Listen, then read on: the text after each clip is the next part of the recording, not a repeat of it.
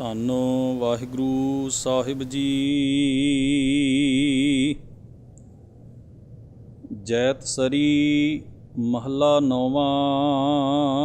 ਇੱਕ ਓੰਕਾਰ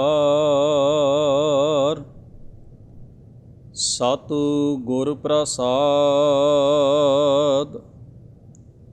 ਭੂਲਿਓ ਮਨ ਮਾਇਆ ਉਰਝਾਇਓ,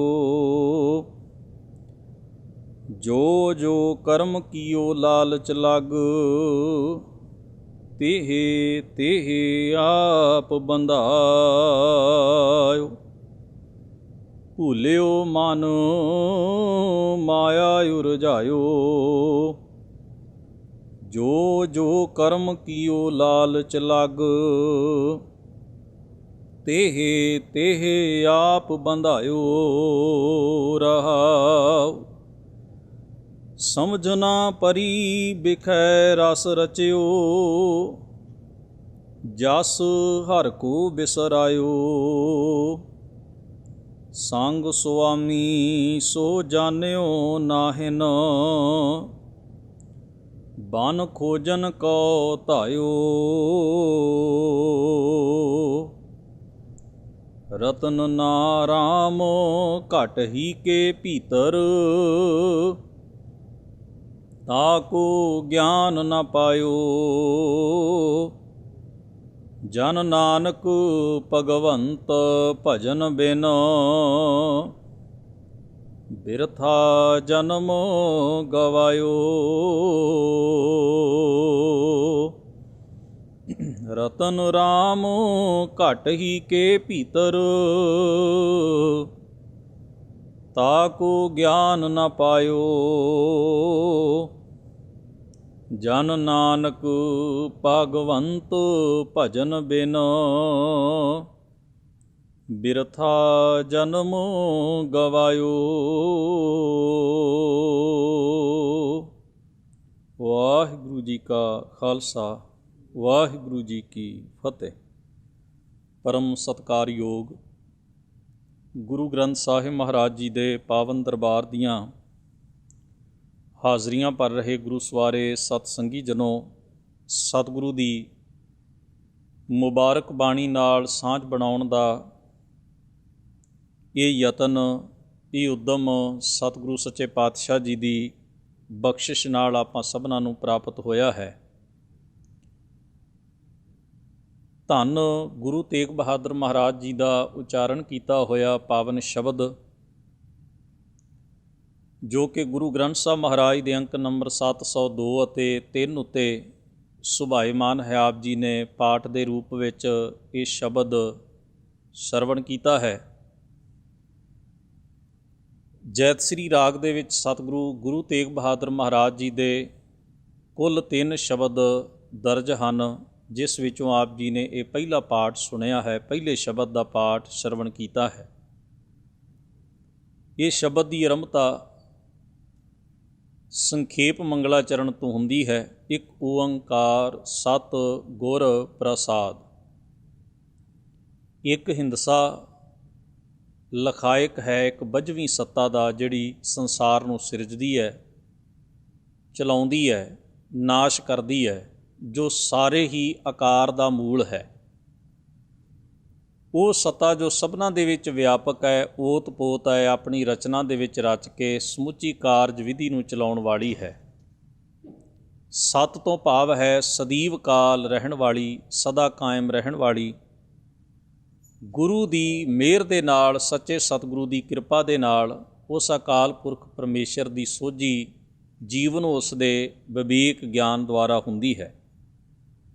ਸਤਿਗੁਰੂ ਮਹਾਰਾਜ ਗੁਰੂ 9ਵੇਂ ਪਾਤਸ਼ਾਹ ਜੀ ਦਾ ਰਾਗ ਜੈਤ ਸ੍ਰੀ ਦੇ ਵਿੱਚ ਇਹ ਪਾਵਨ ਸ਼ਬਦ ਹੈ, ਅਤੇ ਕੁੱਲ ਤਰਤੀਬ ਮੁਤਾਬਕ 3 ਸ਼ਬਦ ਇਸ ਰਾਗ ਵਿੱਚ ਗੁਰੂ ਤੇਗ ਬਹਾਦਰ ਮਹਾਰਾਜ ਜੀ ਦੇ ਦਰਜ ਹਨ। ਸ਼ਬਦ ਦੇ ਰਹਾਉ ਵਾਲੇ ਬੰਦ ਵਿੱਚ ਸਤਿਗੁਰੂ ਮਹਾਰਾਜ ਨੇ ਮਨ ਦੇ ਭੁੱਲ ਜਾਣ ਦੀ ਪ੍ਰਕਿਰਿਆ ਦਾ ਜ਼ਿਕਰ ਕੀਤਾ ਹੈ।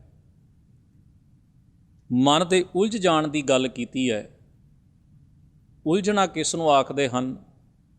ਜਿੱਥੇ ਮਨੁੱਖ ਜੀਵਨ ਦੇ ਪੈਂਡੇ ਦੇ ਵਿੱਚ ਅਸੀਂ ਆਮ ਵੇਖਦੇ ਹਾਂ, ਇੱਕ ਖਿਆਲ ਆਪ ਜੀ ਦੇ ਨਾਲ ਸਾਂਝਾ ਕਰਦਾ ਹਾਂ ਕਿ ਜਿੱਥੇ ਮਨੁੱਖ ਨੂੰ ਕੋਈ ਵੀ ਚੀਜ਼ ਸਾਫ਼ ਸੁਧਰੇ ਹੋਏ ਰੂਪ ਵਿੱਚ ਨਾ ਪ੍ਰਾਪਤ ਹੋਵੇ, ਜਿੱਥੇ ਕਈ ਤਰ੍ਹਾਂ ਦੀ ਦੁਬਿਧਾ ਹੈ, ਕੋਈ ਸਿੱਧਾ ਤੇ ਸਾਦਾ ਸਪਸ਼ਟ ਰਸਤਾ ਸਾਹਮਣੇ ਨਹੀਂ ਹੈ, ਅਜਿਹੀ ਸਥਿਤੀ ਨੂੰ ਅਸੀਂ ਆਖਦੇ ਹਾਂ ਉਲਝਣ ਵਾਲੀ ਸਥਿਤੀ ਹੈ। ਸਤਿਗੁਰੂ ਸੱਚੇ ਪਾਤਸ਼ਾਹ ਇਸ ਨੂੰ ਉਲਝਣ ਆਖਦੇ ਹਨ। ਔਰ ਬਾਣੀ ਦੇ ਵਿੱਚ ਲਿਖਿਆ, ਝੱਜਾ ਉਰਜ ਸੂਰਜ ਨਹੀਂ ਜਾਣਾ, ਰਹਿਓ ਝਜਕ ਨਾਹੀਂ ਪ੍ਰਵਾਨਾ। ਇਹ ਇੱਕ ਐਸੀ ਅਵਸਥਾ ਹੈ, ਮਨ ਦੀ ਅਵਸਥਾ ਹੈ, ਜਿੱਥੇ ਕੋਈ ਸਿੱਧਾ ਰਸਤਾ ਸਾਨੂੰ ਵਿਖਾਈ ਨਹੀਂ ਦਿੰਦਾ। ਕਿਤੇ ਮਕਸਦ ਕੀ ਹੈ ਸਾਡਾ, ਸਾਨੂੰ ਇਸ ਦੀ ਸਮਝ ਨਹੀਂ। ਅਸੀਂ ਕਰਨਾ ਕੀ ਚਾਹੁੰਦੇ ਹਾਂ, ਪਹੁੰਚਣਾ ਕਿੱਥੇ ਹੈ, ਕੁਝ ਵੀ ਸਪਸ਼ਟ ਨਹੀਂ। ਬਸ ਇੱਕ ਹਨੇਰੇ ਦੇ ਵਿੱਚ ਟੱਕਰਾਂ ਖਾ ਰਿਹਾ ਹੈ ਮਨੁੱਖ। ਐਸੀ ਮਨੋ ਅਵਸਥਾ ਨੂੰ ਉਲਝਣ ਵਾਲੀ ਮਨੋ ਅਵਸਥਾ ਕਿਹਾ ਜਾਂਦਾ ਹੈ। ਸਤਿਗੁਰੂ ਜੀ ਆਖਦੇ ਨੇ ਵੀ ਮਨ ਉਲਝਿਆ ਹੈ। ਮਨ ਕਿਸ ਚੀਜ਼ ਵਿੱਚ ਉਲਝਿਆ ਹੋਇਆ ਹੈ? ਭੁੱਲਿਓ ਮਨ ਮਾਇਆ ਉਰਝਾਇਓ। ਦੂਸਰਾ ਸ਼ਬਦ ਸਤਿਗੁਰੂ ਨੇ ਵਰਤਿਆ ਭੁੱਲਣਾ, ਭੁੱਲ ਜਾਣਾ। ਭੁੱਲਣ ਦਾ ਭਾਵ ਹੁੰਦਾ ਵੀ ਕੋਈ ਚੀਜ਼ ਵਿਸਰ ਗਈ ਹੈ। ਮਨ ਮਾਇਆ ਵਿੱਚ ਭੁੱਲਿਆ ਹੋਇਆ ਹੈ। ਮਨ ਮਾਇਆ ਦੇ ਰਾਹ 'ਤੇ ਚੱਲ ਕੇ ਕੁਰਾਹੇ ਪਿਆ ਹੋਇਆ ਹੈ। ਇਸ ਦੀ ਸਥਿਤੀ ਹਨੇਰੇ ਵਿੱਚ ਟੱਕਰਾਂ ਖਾਣ ਵਰਗੀ ਸਥਿਤੀ ਬਣੀ ਹੋਈ ਹੈ। ਹੁਣ ਖਿਆਲ ਵਿੱਚ ਰੱਖਣਾ, ਜਦੋਂ ਗੱਲ ਭੁੱਲਣ ਦੀ ਸਤਿਗੁਰੂ ਜੀ ਮੁਬਾਰਕ ਬਾਣੀ ਦੇ ਵਿੱਚ ਕਹਿਣਗੇ ਤਾਂ ਇਸ ਦੀਆਂ ਕਈ ਕਿਸਮ ਦੀਆਂ ਉਦਾਹਰਨਾਂ ਸਤਿਗੁਰੂ ਜੀ ਨੇ ਆਪਣੀ ਮੁਬਾਰਕ ਬਾਣੀ ਦੇ ਵਿੱਚ ਸਾਡੇ ਸਨਮੁਖ ਰੱਖੀਆਂ ਨੇ। ਬੰਦਾ ਉਸੇ ਵੇਲੇ ਹੀ ਕੁਕਰਮ ਕਰੇਗਾ ਜਦੋਂ ਸੁਕਰਮ ਨੂੰ ਭੁੱਲ ਜਾਏਗਾ। ਝੂਠ ਬੋਲਣਾ ਇਹ ਭੁੱਲਣਾ ਹੈ, ਪਰ ਕਦੋਂ ਬੋਲਿਆ ਜਾਏਗਾ? ਜਦੋਂ ਸੱਚ ਦਾ ਪੱਲਾ ਛੁੱਟ ਜਾਏਗਾ। ਠੀਕ ਉਵੇਂ ਦੀ ਅਵਸਥਾ ਹੈ ਜਿਵੇਂ ਮਨੁੱਖ ਹਨੇਰੇ 'ਚ ਕਦੋਂ ਹੁੰਦਾ ਹੈ? ਜਦੋਂ ਚਾਨਣ ਨਹੀਂ ਹੁੰਦਾ। ਚਾਨਣ ਦੀ ਅਣਹੋਂਦ ਹੋਏਗੀ ਤੇ ਹਨੇਰਾ ਹੋਏਗਾ, ਤੇ ਹਨੇਰੇ ਵਿੱਚ ਟੱਕਰਾਂ ਹੋਣਗੀਆਂ, ਭਟਕਣਾ ਹੋਣਗੀਆਂ, ਠੋਕਰਾਂ ਹੋਣਗੀਆਂ, ਹਰ ਚੀਜ਼ ਬੇਪਛਾਣ ਹੋਏਗੀ ਤੇ ਉਲਝਣ ਹੋਏਗੀ। ਜਦੋਂ ਸਾਨੂੰ ਨਿਮਰਤਾ ਭੁੱਲ ਜਾਏਗੀ ਤੇ ਉਸ ਵੇਲੇ ਅਸੀਂ ਹੰਕਾਰ ਵਿੱਚ ਹੋਵਾਂਗੇ। ਜਿਸ ਵੇਲੇ ਸਾਡੇ ਹੱਥੋਂ ਸੰਤੋਖ ਦਾ, ਸਬਰ ਦਾ ਪੱਲਾ ਛੁੱਟੇਗਾ ਤਾਂ ਉਸ ਵੇਲੇ ਲਾਲਚ ਤੇ ਤ੍ਰਿਸ਼ਨਾ ਤੇ ਹਿਰਸ ਸਾਡੇ ਉੱਤੇ ਜ਼ੋਰ ਪਾਉਣਗੇ।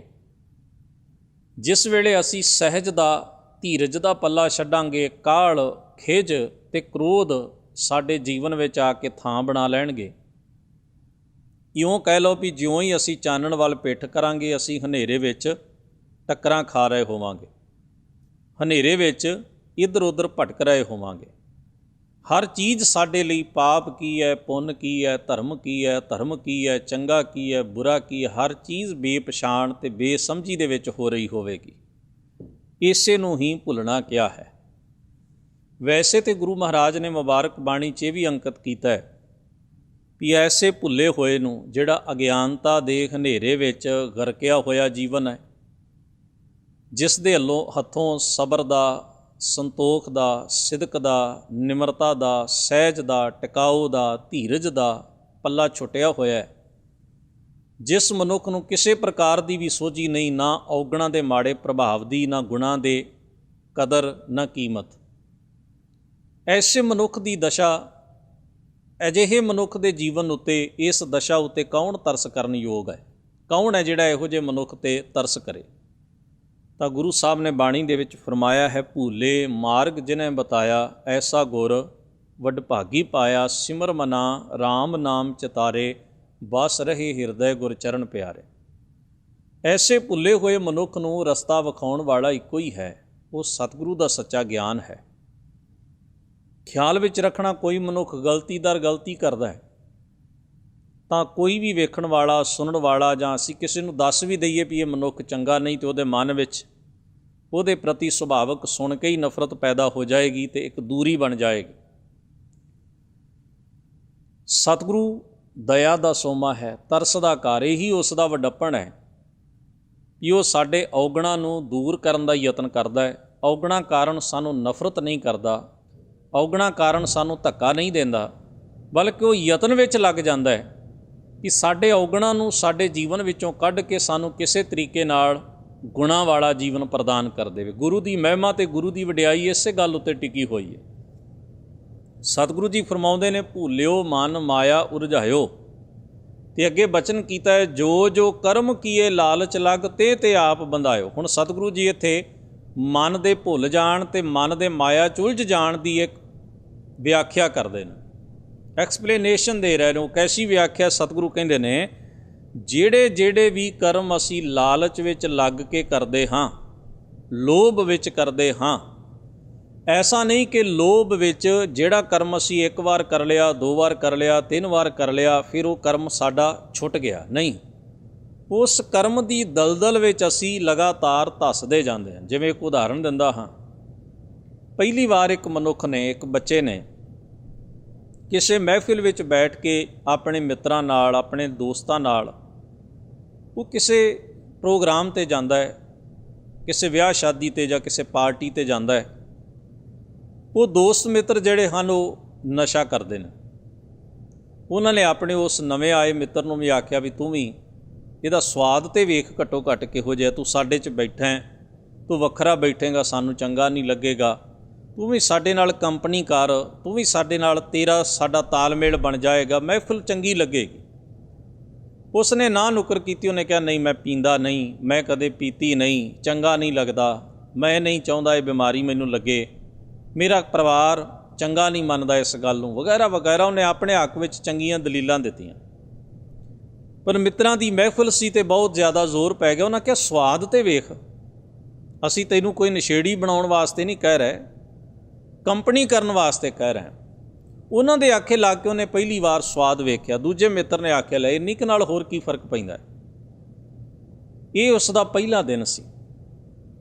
ਦੂਜੀ ਵਾਰ ਜਦੋਂ ਐਸਾ ਮੌਕਾ ਬਣਿਆ ਤਾਂ ਉਸਨੇ ਬਹੁਤਾ ਹੱਠ ਨਹੀਂ ਕੀਤਾ। ਥੋੜ੍ਹੇ ਜਿਹੇ ਹੱਠ ਤੋਂ ਬਾਅਦ ਉਹ ਛੇਤੀ ਮੰਨ ਗਿਆ ਅਤੇ ਫਿਰ ਦੁਬਾਰਾ ਉਹੀ ਨਸ਼ਾ ਉਸਨੇ ਸੇਵਨ ਕੀਤਾ, ਪੀਤਾ। ਤੀਸਰੀ ਵਾਰ ਹੱਠ ਹੋਰ ਘਟ ਗਿਆ, ਚੌਥੀ ਵਾਰ ਹੋਰ, ਪੰਜਵੀਂ ਵਾਰ, ਛੇਵੀਂ ਵਾਰ। ਜਿਉਂ-ਜਿਉਂ ਗਿਣਤੀ ਵੱਧਦੀ ਗਈ, ਐਸੀ ਸਭਾ ਵਿੱਚ ਬੈਠਣ ਦੀ, ਐਸੀ ਸੰਗਤ ਵਿੱਚ ਬੈਠਣ ਦੀ, ਐਸਾ ਮਾਹੌਲ, ਇਸ ਐਸੇ ਮਾਹੌਲ ਵਿੱਚ ਜਾਣ ਦੀ, ਤਿਉਂ-ਤਿਉਂ ਹੁਣ ਅੰਦਰੋਂ ਜਿਹੜੀ ਸੀ ਉਹ ਹੱਠ ਘਟਦਾ ਗਿਆ ਅਤੇ ਸੁਭਾਵਿਕ ਹੀ ਉਸ ਚੀਜ਼ ਵਾਲੇ ਪਾਸੇ ਖਿੱਚੀਦਾ ਤੁਰਿਆ ਗਿਆ।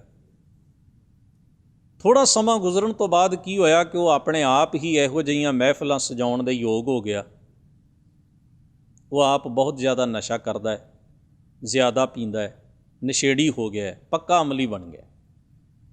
ਹੁਣ ਤੁਸੀਂ ਸੋਚਣਾ ਵੀ ਜਿਹੜੀ ਪ੍ਰਕਿਰਿਆ ਸ਼ੁਰੂ ਹੋਈ, ਪਹਿਲੀ ਦਫਾ ਕੀ ਸੀ, ਦੂਜੀ ਦਫਾ ਉਹਦੇ ਮਨ ਦੀ ਅਤੇ ਸਰੀਰ ਦੀ ਹਾਲਤ ਕੀ ਸੀ, ਅਤੇ ਹੁੰਦਿਆਂ ਅੱਜ ਉਸ ਦੀ ਮਾਨਸਿਕ ਅਤੇ ਸਰੀਰਕ ਹਾਲਤ ਇਹੋ ਜਿਹੀ ਹੋ ਗਈ ਵੀ ਅੱਜ ਉਹ ਕਰਮ ਦੀ ਗ੍ਰਿਫਤ ਵਿੱਚ ਹੈ, ਕਰਮ ਦੇ ਪ੍ਰਭਾਵ ਥੱਲੇ ਹੋ ਗਿਆ।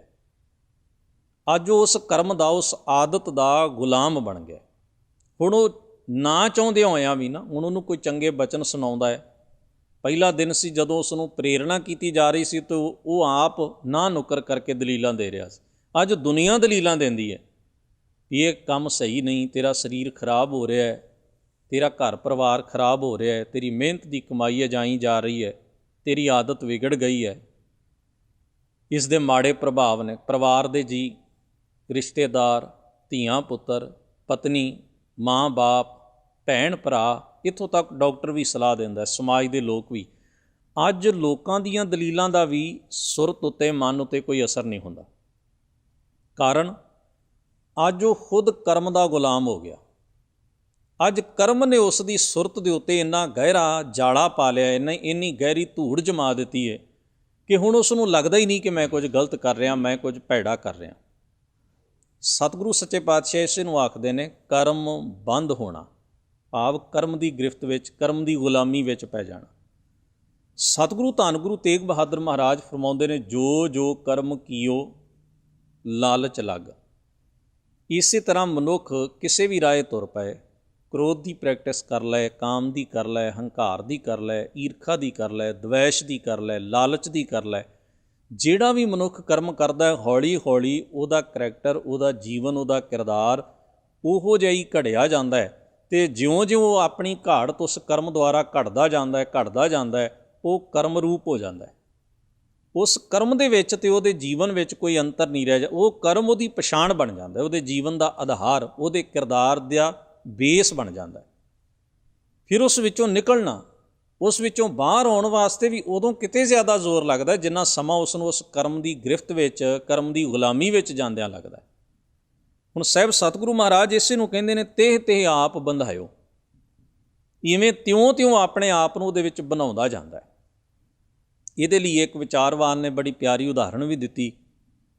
ਉਹ ਕਹਿੰਦੇ ਨੇ, ਆਕਾਸ਼ ਵਿੱਚ ਉੜਦੇ ਹੋਏ ਪੰਛੀ ਨੂੰ ਪਹਿਲੀ ਵਾਰ ਕਿਸੇ ਸ਼ਿਕਾਰੀ ਨੇ ਜਾਲ ਲਾ ਕੇ ਫਾਹ ਲਿਆ ਅਤੇ ਇੱਕ ਪਿੰਜਰੇ ਦੇ ਵਿੱਚ ਬੰਦ ਕਰ ਦਿੱਤਾ। ਥੋੜ੍ਹੇ ਜਿਹੇ ਦਾਣੇ ਅਤੇ ਥੋੜ੍ਹਾ ਜਿਹਾ ਪਾਣੀ ਉਸ ਪਿੰਜਰੇ ਦੇ ਵਿੱਚ ਉਸ ਦੇ ਖਾਣ ਅਤੇ ਪੀਣ ਲਈ ਰੱਖ ਦਿੱਤਾ ਗਿਆ। ਪਰ ਪੰਛੀ ਨੇ ਪਹਿਲੇ ਦਿਨ ਨਾ ਕੁਝ ਖਾਧਾ ਨਾ ਪੀਤਾ, ਅਤੇ ਉਹ ਆਪਣੇ ਖੰਭ ਫੜਫੜਾਉਂਦਾ ਰਿਹਾ ਵੀ ਮੈਂ ਕਿਸੇ ਤਰ੍ਹਾਂ ਇਸ ਪਿੰਜਰੇ 'ਚੋਂ ਬਾਹਰ ਨਿਕਲ ਜਾਵਾਂ ਅਤੇ ਖੁੱਲ੍ਹੇ ਅਸਮਾਨ ਵਿੱਚ ਉੱਡਾਂ। ਵੇਖਣ ਵਾਲੇ ਨੇ ਸ਼ਿਕਾਰੀ ਨੂੰ ਜਾ ਕੇ ਤਰਲਾ ਲਿਆ ਵੀ ਇਹ ਮਰ ਜਾਏਗਾ, ਤੂੰ ਇਸ ਨੂੰ ਛੱਡ ਦੇ। ਉਸ ਨੇ ਕਿਹਾ, ਨਹੀਂ ਮਰੇਗਾ, ਕੁਝ ਨਹੀਂ ਹੁੰਦਾ। ਉਸ ਵੇਖਣ ਵਾਲੇ ਦੇ ਮਨ 'ਚ ਦਇਆ, ਉਹਨੇ ਕਿਹਾ ਨਾ ਪਾਣੀ ਪੀਂਦਾ ਹੈ, ਨਾ ਦਾਣਾ ਚੁਗਦਾ ਹੈ, ਖੰਭ ਫੜਫੜਾ ਰਿਹਾ ਹੈ, ਬੇਚੈਨ ਹੈ, ਇਸ ਨੂੰ ਆਦਤ ਨਹੀਂ ਇਸ ਪਿੰਜਰੇ ਦੇ ਵਿੱਚ ਰਹਿਣ ਦੀ, ਉਹ ਤਾਂ ਖੁੱਲ੍ਹੇ ਅਸਮਾਨ 'ਚ ਉੱਡਣ ਵਾਲਾ ਪੰਛੀ ਹੈ, ਤੈਨੂੰ ਇਹਨੂੰ ਛੱਡ ਦੇਣਾ ਚਾਹੀਦਾ। ਪਰ ਸ਼ਿਕਾਰੀ ਮੰਨਿਆ ਨਾ। ਜਿਉਂ-ਜਿਉਂ ਵਕਤ ਗੁਜ਼ਰਿਆ, ਇੱਕ ਦਿਨ ਗੁਜ਼ਰਿਆ, ਆਪਣੀ ਜਾਨ ਨੂੰ ਬਚਾਉਣ ਖੰਭ ਵੀ ਫੜਫੜਾ ਕੇ ਉਹ ਥੱਕ ਗਿਆ ਅਤੇ ਟਿਕ ਕੇ ਬਹਿ ਗਿਆ। ਉਸ ਨੇ 2 ਕੁ ਦਾਣੇ ਚੁਗੇ, ਥੋੜ੍ਹਾ ਪਾਣੀ ਪੀਤਾ। ਤੀਜੇ ਦਿਨ, ਚੌਥੇ ਦਿਨ, ਹੋਰ ਕਈ ਦਿਨਾਂ ਬਾਅਦ ਸ਼ਿਕਾਰੀ ਨੇ ਉਸ ਪਿੰਜਰੇ ਦੀ ਬਾਰੀ ਖੋਲ੍ਹ ਦਿੱਤੀ ਅਤੇ ਪੰਛੀ ਅਸਮਾਨ ਵਿੱਚ ਉੱਡ ਗਿਆ। ਵੇਖਣ ਵਾਲੇ ਨੇ ਸੋਚਿਆ ਚਲੋ ਇਹਦੇ ਮਨ 'ਚ ਦਇਆ ਆ ਗਈ ਹੋਏਗੀ, ਪਰ ਬੜੀ ਉਲਟੀ ਸਥਿਤੀ ਬਣ ਗਈ। ਪੰਛੀ ਥੋੜ੍ਹਾ ਸਮਾਂ ਆਕਾਸ਼ ਵਿੱਚ ਉੱਡਿਆ ਅਤੇ ਵਾਪਸ ਫਿਰ ਆ ਕੇ ਆਪਣੇ ਆਪ ਹੀ ਪਿੰਜਰੇ ਦੇ ਵਿੱਚ ਬੰਦ ਹੋ ਗਿਆ ਅਤੇ ਉਸ ਨੇ ਪਿੰਜਰੇ ਦੀ ਬਾਰੀ ਫਿਰ ਬੰਦ ਕਰ ਦਿੱਤੀ। ਹੁਣ ਉਹ ਵੇਖਣ ਵਾਲਾ ਸੱਜਣ ਸ਼ਿਕਾਰੀ ਨੂੰ ਪੁੱਛਦਾ, ਕਹਿਣ ਲੱਗਿਆ ਵੀ ਪਹਿਲੇ ਦਿਨ ਮੈਂ ਤਰਲਾ ਲੈ ਰਿਹਾ ਸੀ ਵੀ ਇਹਨੂੰ ਛੱਡ ਦੇ, ਅਤੇ ਇਹ ਵੀ ਮਰਨ ਕੰਢੇ ਪਹੁੰਚ ਗਿਆ ਸੀ, ਨਾ ਖਾਂਦਾ ਸੀ ਨਾ ਪੀਂਦਾ ਸੀ, ਖੰਭ ਫੜਫੜਾ ਰਿਹਾ ਸੀ, ਤੜਫ ਰਿਹਾ ਸੀ, ਇਹ ਪਿੰਜਰੇ 'ਚ ਰਹਿਣਾ ਨਹੀਂ ਸੀ ਚਾਹੁੰਦਾ। ਅੱਜ ਤੂੰ ਪਿੰਜਰੇ ਦੀ ਬਾਰੀ ਖੋਲ੍ਹੀ ਹੈ, ਅੱਜ ਇਹਦੇ ਕੋਲ ਮੌਕਾ ਸੀ ਵੀ ਉੱਡ ਗਿਆ ਸੀ, ਵਾਪਸ ਨਾ ਆਉਂਦਾ, ਪਰ ਇਹ ਆਪਣੇ ਆਪ ਹੀ ਆ ਕੇ ਇਸ ਪਿੰਜਰੇ 'ਚ ਬੰਦ ਕਿਉਂ ਹੋ ਗਿਆ? ਸ਼ਿਕਾਰੀ ਨੇ ਬੜੀ ਵਧੀਆ ਗੱਲ ਕਹੀ, ਕਹਿਣ ਲੱਗਿਆ ਉਸ ਦਿਨ ਇਹਦਾ ਸਰੀਰ ਪਿੰਜਰੇ ਵਿੱਚ ਸੀ, ਹੁਣ ਪਿੰਜਰੇ ਦੇ ਵਿੱਚ ਰਹਿ ਕੇ ਇੱਥੇ ਚੋਗਾ ਚੁਗ ਕੇ ਇੱਥੋਂ ਦਾ ਪਾਣੀ ਪੀ ਕੇ ਹੁਣ ਇਹਨੂੰ ਲੱਗਣ ਲੱਗ ਪਿਆ ਵੀ ਮੈਂ ਪਿੰਜਰੇ ਵਿੱਚ ਸੇਫ ਹਾਂ, ਸੁਰੱਖਿਅਤ ਹਾਂ। ਹੁਣ ਪਿੰਜਰਾ ਇਹਦੀ ਸੁਰਤ ਵਿੱਚ ਹੈ, ਆਕਾਸ਼ ਵਿੱਚ ਵੀ ਉੱਡਦਾ ਸੀ ਅਤੇ ਇਹਨੂੰ ਚੇਤਾ ਪਿੰਜਰੇ ਦਾ ਹੀ ਆ ਰਿਹਾ ਸੀ, ਇਸ ਕਰਕੇ ਆਪਣੇ ਆਪ ਹੀ ਵਾਪਸ ਇਹ ਆਪਣੀ ਜਗ੍ਹਾ ਦੇ ਉੱਤੇ ਆ ਕੇ ਕੈਦ ਹੋ ਗਿਆ। ਇਹ ਉਦਾਹਰਣ ਇਸ ਕਰਕੇ ਹੈ ਵੀ ਮਨੁੱਖ ਜਦੋਂ ਕਰਮ ਦੀ ਕੈਦ ਵਿੱਚ ਪੈ ਜਾਂਦਾ ਹੈ ਅਤੇ ਉਸ ਕਰਮ 'ਤੇ ਡਿਪੈਂਡ ਹੋ ਜਾਂਦਾ ਹੈ। ਜਿਹੜਾ ਔਗਣ ਅਸੀਂ ਕਮਾ ਲੈਂਦੇ ਹਾਂ, ਉਸ ਔਗਣ ਦੀ ਕੈਦ ਵਿੱਚ ਅਸੀਂ ਪੈ ਜਾਂਦੇ ਹਾਂ। ਉਸ ਵਿੱਚੋਂ ਫਿਰ ਨਿਕਲਣ ਦੇ ਉੱਤੇ ਸਾਨੂੰ ਸਭ ਤੋਂ ਜ਼ਿਆਦਾ ਜ਼ੋਰ ਜਿਹੜਾ ਉਹ ਇਹ ਲਾਉਣਾ ਪੈਂਦਾ ਵੀ ਸਾਡੀ ਸੁਰਤ ਇਹਦੇ ਬੰਧਨ ਵਿੱਚੋਂ ਕਿਵੇਂ ਮੁਕਤ ਹੋਵੇ। ਇਸੇ ਨੂੰ ਸਤਿਗੁਰੂ ਨੇ ਬਾਣੀ 'ਚ ਕਿਹਾ, ਜੀ ਕਾ ਬੰਧਨ ਕਰਮ ਵਿਆਪੈ। ਕਰਮ ਜੀ ਦਾ, ਸੁਰਤ ਦਾ ਬੰਧਨ ਹੈ, ਆਤਮਾ ਦਾ ਬੰਧਨ ਹੈ। ਇਹ ਬੰਧਨ ਸਾਨੂੰ ਸਰੀਰ ਦਾ ਨਹੀਂ, ਸਾਡੀ ਆਤਮਾ ਨੂੰ ਪੈ ਜਾਂਦਾ ਹੈ, ਸਾਡੀ ਸੁਰਤ ਨੂੰ, ਮਨ ਨੂੰ ਪੈ ਜਾਂਦਾ ਹੈ। ਇਸੇ ਨੂੰ ਮਹਾਰਾਜ ਨੇ ਕਿਹਾ, ਨਾਨਕ ਔਗਣ ਜਿਤੜੇ ਤੇਤੇ ਗਲੀ ਜੰਜੀਰ, ਜੇ ਗੁਣ ਹੋਣ ਤਾਂ ਮੰਨੀਅਨ ਸੇ ਭਾਈ ਸੇ ਵੀਰ। ਤੋ ਸਾਹਿਬ ਸਤਿਗੁਰੂ ਮਹਾਰਾਜ ਅਗਲੇ ਬਚਨ ਵਿੱਚ ਕਹਿੰਦੇ ਨੇ, ਸਮਝ ਨਾ ਪਰੀ ਬਿਖੈ ਰਸ ਰਚਿਓ, ਜਸ ਹਰ ਕੋ ਬਿਸਰਾਇਓ। ਸਮਝ ਨਹੀਂ ਪੈਂਦੀ, ਕੋਈ ਕਿਸੇ ਪਾਸੇ ਦਾ ਪਤਾ ਨਹੀਂ ਲੱਗਦਾ ਵੀ ਇਸ ਵਿੱਚੋਂ ਨਿਕਲਿਆ ਕਿਵੇਂ ਜਾਏ, ਅਤੇ ਵਿਸ਼ਿਆਂ ਦੇ, ਵਿਕਾਰਾਂ ਦੇ ਰਸ ਦੇ ਵਿੱਚ ਡੂੰਘਾ ਰਚ ਜਾਂਦਾ ਹੈ, ਸਵਾਦ ਪੈ ਜਾਂਦਾ ਹੈ ਵਿਕਾਰਾਂ ਦਾ, ਮਾੜੇ ਕਰਮਾਂ ਦਾ, ਮਾੜੇ ਅਮਲਾਂ ਦਾ, ਮੰਦੀਆਂ ਆਦਤਾਂ ਦਾ। ਅਤੇ ਸਾਰਾ ਕੁਝ ਕਿਉਂ ਵਰਤਦਾ ਹੈ? ਜਸ ਹਰ ਕੋ ਬਿਸਰਾਇਓ। ਫਿਰ ਐਸੀ ਮਨੋ ਅਵਸਥਾ ਬਣ ਜਾਂਦੀ ਹੈ ਵੀ ਉੱਥੇ ਪਰਮੇਸ਼ਰ ਦੀ ਸਿਫਤ ਸਲਾਹ ਚੇਤੇ 'ਚ ਹੀ ਨਹੀਂ ਆਉਂਦੀ, ਗੁਣ ਚੇਤੇ ਹੀ ਨਹੀਂ ਆਉਂਦਾ। ਕਿ ਕ੍ਰੋਧਵਾਨ ਦੇ ਅੰਦਰ ਨਿਮਰਤਾ ਦਾ ਅਹਿਸਾਸ ਰਹਿੰਦਾ? ਬਿਲਕੁਲ ਨਹੀਂ ਰਹਿੰਦਾ। ਕਿ ਲੋਭੀ ਮਨੁੱਖ ਸਬਰ ਅਤੇ ਸੰਤੋਖ ਦਾ ਖਿਆਲ ਕਰਦਾ? ਬਿਲਕੁਲ ਨਹੀਂ ਕਰਦਾ। ਸਾਹਿਬ ਸਤਿਗੁਰੂ ਜੀ ਆਖਦੇ ਨੇ, ਸੰਗ ਸੁਆਮੀ ਸੋ ਜਾਣਿਓ ਨਾਹਿਨ, ਬਨ ਖੋਜਨ ਕਉ ਧਾਇਓ। ਮਨੁੱਖ ਦੀ ਮਨੋ ਅਵਸਥਾ ਇਹ ਬਣ ਜਾਂਦੀ ਹੈ ਵੀ ਜੋ ਸੁਆਮੀ ਉਸ ਦੇ ਹਿਰਦੇ 'ਚ ਹੈ, ਜੋ ਸਿਰਜਣਹਾਰ ਪਰਮੇਸ਼ਰ ਉਸ ਦੇ ਆਪਣੇ ਵਜੂਦ ਵਿੱਚ ਹੈ, ਉਸ ਨੂੰ ਤਾਂ ਉਹ ਜਾਣਦਾ ਹੀ ਨਹੀਂ। ਉਹ ਹਮੇਸ਼ਾ ਬਾਹਰੋਂ ਉਮੀਦ ਕਰਦਾ ਹੈ, ਪਰਮੇਸ਼ਰ ਦੇ ਦੂਰ ਹੋਣ ਦਾ ਇੱਕ ਭਰਮ ਪਾਲ ਲੈਂਦਾ ਹੈ, ਅਤੇ ਇਹ ਸੋਚਦਾ ਰਹਿੰਦਾ ਕਿ ਉਹ ਬਾਹਰੋਂ ਆ ਕੇ ਮੇਰੀ ਮਦਦ ਕਰੇਗਾ, ਦੂਰ ਕਿਤੇ ਬੈਠਾ ਹੈ। ਉਹ ਆਪਣੇ ਕਰਮ ਨੂੰ ਸਵਾਰਨ ਦੀ ਬਜਾਏ ਆਪਣੇ ਅੰਤਰ ਆਤਮੇ, ਆਪਣੇ ਵਜੂਦ ਵਿੱਚ ਵਸੇ ਹੋਏ ਪਰਮੇਸ਼ਰ ਨੂੰ ਜਾਣਨ ਦੀ ਬਜਾਏ ਅਤੇ ਆਪਣੇ ਆਪ ਨੂੰ ਉਸ ਸਿਰਜਣਹਾਰ ਦਾ ਅੰਗ ਮੰਨਣ ਦੀ ਬਜਾਏ ਉਹ ਫਿਰ ਰੱਬ ਦੇ ਨਾਂ ਦੇ ਉੱਤੇ ਕਰਮਕਾਂਡ 'ਤੇ ਕਰ ਲੈਂਦਾ ਹੈ। ਪਖੰਡ ਕਰ ਲੈਂਦਾ ਹੈ, ਭਟਕਦਾ ਤੇ ਹੈ, ਪਰ ਆਪਣੇ ਕਰਮ ਨੂੰ ਬਦਲਣ ਦੀ ਕੋਸ਼ਿਸ਼ ਨਹੀਂ ਕਰਦਾ। ਸਾਹਿਬ ਸਤਿਗੁਰੂ ਜੀ ਆਖਦੇ ਨੇ, ਰਤਨ ਰਾਮ ਘਟ ਹੀ ਕੇ ਭੀਤਰ। ਰਮਿਆ ਹੋਇਆ ਪਰਮੇਸ਼ਰ ਵਾਹਿਗੁਰੂ, ਉਸ ਦਾ ਜਿਹੜਾ ਨਾਮ ਹੈ ਕੀਮਤੀ ਦੌਲਤਵੱਤ ਹੈ, ਕੀਮਤੀ ਪਦਾਰਥ ਹੈ। ਉਹ ਕਿੱਥੇ ਹੈ? ਘਟ, ਹਿਰਦੇ ਵਿੱਚ, ਸਾਡੇ ਵਜੂਦ ਵਿੱਚ, ਜਿਸ ਨੂੰ ਸਾਹਿਬ ਗੁਰੂ ਨਾਨਕ ਮਹਾਰਾਜ ਆਪਣੀ ਬਾਣੀ ਵਿੱਚ ਕਹਿੰਦੇ ਨੇ, ਮਨ ਰੇ ਥਿਰ ਰਹੋ ਮਤ ਕਤ ਜਾਹੀ ਜੀਓ, ਬਾਹਰ ਢੂੰਡਤ ਬਹੁਤ ਦੁੱਖ ਪਾਵੇਂ, ਘਰ ਅੰਮ੍ਰਿਤ ਘਟ ਮਾਹੀ ਜੀਓ। ਜੋ ਤੇਰੇ ਵਜੂਦ ਵਿੱਚ ਹੈ ਉਹ ਦਾਤ, ਤਾਂ ਕੋ ਗਿਆਨ ਨਾ ਪਾਇਓ, ਉਸ ਨਾਲ ਸਾਂਝ ਨਹੀਂ। ਗਿਆਨ ਦਾ ਇੱਥੇ ਭਾਵ ਹੈ ਸਮਝ, ਸਾਂਝ। ਉਸ ਨਾਲ ਸਾਂਝ ਨਹੀਂ ਜੋੜਦਾ, ਤਾਲਮੇਲ ਨਹੀਂ ਬਣਾਉਂਦਾ, ਆਪਣੇ ਆਪ ਤੋਂ ਹੀ ਖੁੰਝਿਆ ਹੋਇਆ ਹੈ। ਦਰਅਸਲ ਮਨੁੱਖ ਪਰਮੇਸ਼ਰ ਤੋਂ ਉਸ ਦੇ ਨਹੀਂ ਟੁੱਟਦਾ ਜਿਸ ਦਿਨ ਆਪਣੇ ਵਜੂਦ ਦਾ ਖਿਆਲ ਭੁਲਾ ਦਿੰਦਾ ਕਿ ਮੈਂ ਕੌਣ ਹਾਂ। ਤਾਈਓ ਸਤਿਗੁਰੂ ਨੇ ਬਾਣੀ ਚੇਤਾ ਕਰਾਇਆ, ਮਨ ਤੂੰ ਜੋਤ ਸਰੂਪ ਹੈ ਆਪਣਾ, ਮੂਲ ਪਛਾਣ ਮਨ ਹਰ ਜੀ ਤੇਰਾ ਨਾਲ ਹੈ, ਗੁਰਮਤੀ ਰੰਗ ਮਾਣ। ਸਾਹਿਬ ਸਤਿਗੁਰੂ ਕਹਿੰਦੇ ਨੇ ਉਸ ਦੀ ਸਮਝ ਨਹੀਂ, ਉਸ ਨਾਲ ਸਾਂਝ ਨਹੀਂ ਬਣਾਉਂਦਾ, ਇਸ ਕਰਕੇ ਬਾਹਰ ਭਟਕਦਾ ਹੈ, ਆਪਣੇ ਵਜੂਦ ਦੀ ਤਲਾਸ਼ ਨਹੀਂ ਕਰਦਾ, ਆਪਣੇ ਆਪ ਨੂੰ ਨਿਰਖਦਾ ਪਰਖਦਾ ਵੇਖਦਾ ਨਹੀਂ। ਜਿਵੇਂ ਪਹਿਲੇ ਸ਼ਬਦਾਂ ਵਿੱਚ ਸਤਿਗੁਰੂ ਗੁਰੂ ਤੇਗ ਬਹਾਦਰ ਮਹਾਰਾਜ ਜੀ ਨੇ ਫਰਮਾਇਆ ਸੀ, ਜਨ ਨਾਨਕ ਬਿਨ ਆਪਾ ਚੀਨੈ ਮਿਟੈ ਨਾ ਭਰਮ ਕੀ ਕਾਈ। ਆਪੇ ਨੂੰ ਪਛਾਣਨ ਤੋਂ ਬਿਨਾਂ ਭਰਮ ਦਾ ਜਾਲਾ ਨਹੀਂ ਲੈਂਦਾ ਤੇ ਆਪਣਾ ਸ਼ੁੱਧ ਸਰੂਪ ਮਨੁੱਖ ਨੂੰ ਵਿਖਾਈ ਨਹੀਂ ਦਿੰਦਾ। ਸਾਹਿਬ ਸਤਿਗੁਰੂ ਜੀ ਆਖਦੇ ਨੇ, ਜਨ ਨਾਨਕ ਭਗਵੰਤ ਭਜਨ ਬਿਨ ਬਿਰਥਾ ਜਨਮ ਗਵਾਇਓ। ਜਨ ਦਾ ਭਾਵ ਹੈ ਦਾਸ। ਦਾਸ ਨਾਨਕ ਆਖਦਾ ਹੈ, ਭਗਵੰਤ ਭਜਨ ਬਿਨ, ਪਰਮੇਸ਼ਰ ਦੀ ਇਬਾਦਤ ਬੰਦਗੀ, ਉਸ ਦੇ ਗੁਣਾਂ ਦਾ ਚਿੰਤਨ, ਉਸ ਦੀ ਯਾਦ ਦਾ ਸਹਾਰਾ ਲਏ ਬਿਨਾਂ ਪਾਤਸ਼ਾਹ ਕਹਿੰਦੇ ਕੀ ਵਾਪਰਦਾ ਹੈ? ਬਿਰਥਾ ਜਨਮ ਗਵਾਇਓ। ਲਾਲਚ ਵਿੱਚ, ਵਿਕਾਰਾਂ ਵਿੱਚ, ਅਗਿਆਨਤਾ ਵਿੱਚ ਇਹ ਮਨ ਮਾਇਆ ਵਿੱਚ ਭੁੱਲਿਆ ਹੋਇਆ, ਉਲਝਿਆ ਹੋਇਆ ਸਮੁੱਚਾ ਜੀਵਨ ਜੋ ਵਕਤ ਹੈ, ਜ਼ਿੰਦਗੀ ਦਾ ਜਿਹੜਾ ਵਕਤ ਹੈ, ਜੋ ਸਮਾਂ ਕੁਦਰਤ ਨੇ ਸਾਨੂੰ ਜੋ ਦਾਤਾਂ ਦਿੱਤੀਆਂ ਨੇ, ਵਿਅਰਥ ਹੀ ਜਾਂਦੀਆਂ ਨੇ, ਔਗਣਾਂ ਵਿੱਚ ਗਲਤਾਨ ਹੋ ਕੇ ਗਵਾਚ ਜਾਂਦੀਆਂ ਨੇ। ਬੇਰਸਾ, ਤਕਲੀਫ ਭਰਿਆ, ਅਗਿਆਨਤਾ ਭਰਿਆ ਜੀਵਨ ਮਨੁੱਖ ਜੀ ਕੇ ਆਪਣੀ ਇਸ ਜ਼ਿੰਦਗੀ ਨੂੰ, ਆਪਣੀ ਇਸ ਹਯਾਤੀ ਨੂੰ ਵਿਅਰਥ ਗਵਾ ਲੈਂਦਾ, ਇਸ ਦਾ ਨੁਕਸਾਨ ਕਰ ਲੈਂਦਾ। ਸਾਹਿਬ ਸਤਿਗੁਰੂ ਧੰਨ ਗੁਰੂ ਤੇਗ ਬਹਾਦਰ ਮਹਾਰਾਜ ਕਿਰਪਾ ਰਹਿਮਤ ਬਖਸ਼ਿਸ਼ ਕਰਦੇ ਨੇ ਇਸ ਮੁਬਾਰਕ ਸ਼ਬਦ ਅੰਦਰ। ਮਨ ਭਟਕਿਆ ਹੈ, ਮਨ ਭੁੱਲਿਆ ਹੈ, ਮਨ ਉਰਝਿਆ ਹੈ ਮਾਇਆ ਵਿੱਚ, ਅਤੇ ਫਿਰ ਮਾਇਆ ਵਿੱਚ ਕਿਵੇਂ ਫਸਿਆ? ਸਤਿਗੁਰੂ ਨੇ ਕਰਮ ਬੰਧਨ ਦਾ ਜ਼ਿਕਰ ਕੀਤਾ, ਜੋ ਜੋ ਕਰਮ ਕੀਏ ਉਹ ਲਾਲਚ ਲੱਗ, ਤੇ ਆਪ ਬੰਧਾਇਓ। ਅਤੇ ਫਿਰ ਇਸ ਤੋਂ ਛੁੱਟਣ ਦਾ ਤਰੀਕਾ ਮਹਾਰਾਜ ਨੇ ਆਪ ਹੀ ਇਸ ਮੁਬਾਰਕ ਸ਼ਬਦ ਵਿੱਚ ਸਾਨੂੰ ਬਖਸ਼ਿਆ ਕਿ ਛੁੱਟਣ ਵਾਸਤੇ ਵੀ ਅਸੀਂ ਆਪਣੇ ਵਜੂਦ ਵਿੱਚ ਵਸਦੇ ਹੋਏ ਸਿਰਜਣਹਾਰੇ ਦੀ ਤਲਾਸ਼ ਕਰੀਏ, ਆਪਣੇ ਵਜੂਦ ਨੂੰ ਪਛਾਣੀਏ, ਆਪਣੇ ਮੂਲ ਨੂੰ ਸਮਝੀਏ। ਜਿਸ ਦਿਨ ਮਨੁੱਖ ਆਪਣੇ ਆਪ ਨੂੰ ਤਲਾਸ਼ਣ ਲੱਗਦਾ ਹੈ, ਆਪਣੇ ਆਪ ਨੂੰ ਖੋਜਣ ਲੱਗਦਾ ਹੈ, ਆਪਣੇ ਅੰਦਰ ਦੀ ਮੈਲ ਨੂੰ ਲਾਹ ਕੇ ਮਨੁੱਖ ਆਪਣੇ ਅੰਤਰ-ਆਤਮੇ ਨੂੰ ਉਜਲਾ ਕਰ ਲੈਂਦਾ ਹੈ, ਉਸੇ ਦਿਨ ਇਸ ਦੀ ਸਾਰੀ ਉਲਝਣ, ਇਸ ਦੀ ਭਟਕਣਾ ਮੁੱਕ ਜਾਂਦੀ ਹੈ ਅਤੇ ਔਗਣਾਂ ਦੀ ਮੈਲ ਵੀ ਇਸ ਦੇ ਹਿਰਦੇ ਤੋਂ ਹੌਲੀ ਹੌਲੀ ਲੈ ਕੇ ਇਹ ਮਨੁੱਖ ਸ਼ੁੱਧ ਸਰੂਪ ਦਾ ਧਾਰਨੀ ਹੋ ਜਾਂਦਾ ਹੈ। ਸਾਹਿਬ ਸਤਿਗੁਰੂ ਕਿਰਪਾ ਰਹਿਮਤ ਬਖਸ਼ਿਸ਼ ਕਰਨ। ਇਸ ਮੁਬਾਰਕ ਸ਼ਬਦ ਦਾ ਜੋ ਤੱਤ ਭਾਵ ਉਪਦੇਸ਼ ਹੈ ਸਾਡੇ ਸਭਨਾਂ ਦੇ ਜੀਵਨ ਦਾ ਹਿੱਸਾ ਬਣੇ। ਗੁਰੂ ਮਹਾਰਾਜ ਹੋਈਆਂ ਭੁੱਲਾਂ ਚੁੱਕਾਂ ਦੀ ਖਿਮਾ ਬਖਸ਼ਿਸ਼ ਕਰਨ। ਆਪ ਸਭਨਾਂ ਦਾ ਧੰਨਵਾਦ। ਅਦਬ ਸਹਿਤ ਗੁਰੂ ਫਤਿਹ ਨਾਲ ਸਾਂਝ ਬਣਾਓ। ਵਾਹਿਗੁਰੂ ਜੀ ਕਾ ਖਾਲਸਾ, ਵਾਹਿਗੁਰੂ ਜੀ ਕੀ ਫਤਿਹ।